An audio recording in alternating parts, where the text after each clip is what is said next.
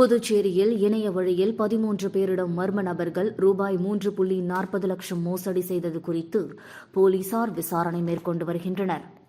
புதுச்சேரி லாஸ்பேட்டையைச் சேர்ந்தவர் ராமேஸ்வரம் சென்று தங்குவதற்கு இணையதளத்தில் விடுதியை விவரங்களை தேடியுள்ளார்.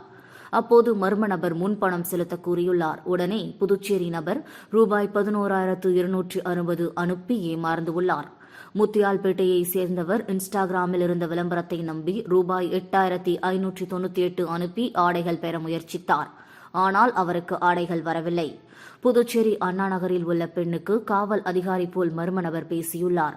பெண்ணின் மகனை பாலியல் வழக்கில் கைது செய்ய இருப்பதாக மிரட்டி ரூபாய் 62,000 அனுப்ப கூறி மோசடியில் ஈடுபட்டுள்ளார்.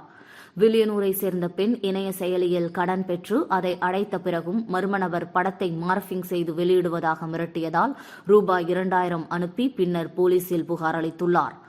அரியாங்குப்பத்தை சேர்ந்தவர் ரூபாய் 72,500, ரெயின்போ நகரை சேர்ந்தவர் ரூபாய் 7,840, சாரத்தை சேர்ந்த பெண் ரூபாய் 9,500, லாஸ்பேட்டையை சேர்ந்தவர் ரூபாய் 4,800, வில்லியனூரை சேர்ந்தவர் ரூபாய் 3,000 என பலரும் பணத்தை கட்டி ஏமாந்துள்ளனர்.